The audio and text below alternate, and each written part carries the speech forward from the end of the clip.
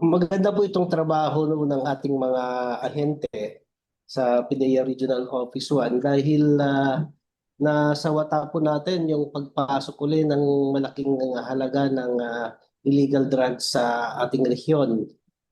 Specifically, nahuli po ito sa lalawigan ng Pangasinan. Itong operation na to ay nagsimula ito sa isang tip ng isang concerned citizen at naging informant po natin. So, itong mga personalidad na naaresto natin sa proliferate ng illegal na droga sa ating uh, Rehiyong Uno ay nanggaling po ito sa Metro Manila at Province of Rizal. At because of the information relayed to us by tipster, kinis-build up po ito ng ating mga ahente. Kaya pag nakita po ninyo, it is a concerted action of our different operating unit ng PIDEA Regional Office 1 at ito nga po naging matagumpay at through entrapment operation or bypass operation, nahuli po natin itong mga tao na to. At uh, at nakikita natin na still these people who are involved in the proliferation of illegal drugs, talagang sinusubukan pa rin nila na magbitaw ng droga dito sa Pangasinan or nearby provinces ng Hinuno. And again, without the cooperation of the public, hindi po natin ito ma-detect. At ito nga, ang isang modus po nila, ginagamit po nila yung transport service kasi some of them are involved in the business of uh, as a transport for hire na transport service. So, yun po yung bagong modus nila na nakita namin at ayun nga, kung without this information na binibigay ng ating mga tipster, talagang mahirapan po tayo.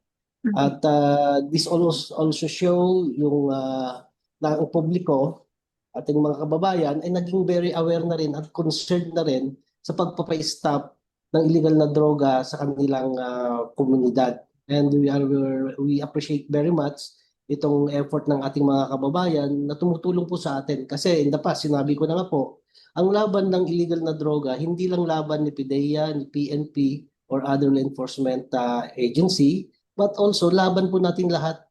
At number one dito, itong mga kababayan natin. Kasi at the end of the day, sila po yung magiging biktima nito. Kung hindi man sila, kamag-anak nila, mga anak nila. So, dapat po sama-sama po tayo sa uh, pagsita at paghuli sa mga tao na involved sa ganitong illegal na business. Yung mga nahuli po natin ay apat na kalalakihan.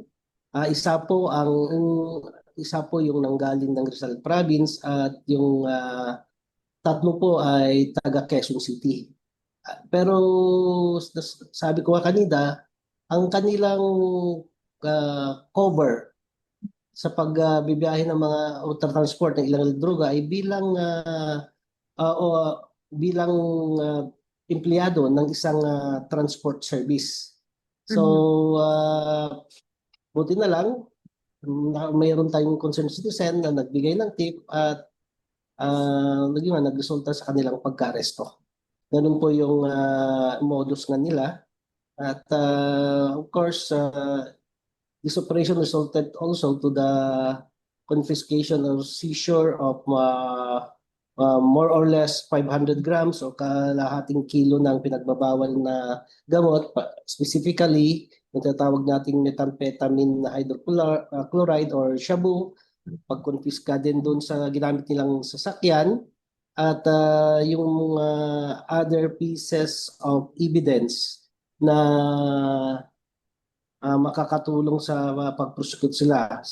Yung droga pala na nakuha sa kanila is amounting to 3.4 million pesos. Well, ma'am, it's still the subject of our investigation and hoping that upon the conduct of our investigation, magkakaroon pa rin po tayo ng follow-up operation doon sa mga kasamahan nila. Lumalabas po na yung supply po ng droga ay nanggagaling ng Metro Manila. May nakita na po kami na connection kung saan yung source nila at makakaasa po kayo na ipa-follow up po natin through our uh, national headquarters at sa ating mga ibang counterpart kasi mukhang medyo malaki itong sindikato na nakakonektahan nila. Yes, we can conclude na medyo napilayan itong sindikato na to dahil nga doon sa volume na nakuha natin for the province of Pangasinan at yun na at apat din na membro nila yung nahuli. So malaking bagay ito sa kanila na nawala.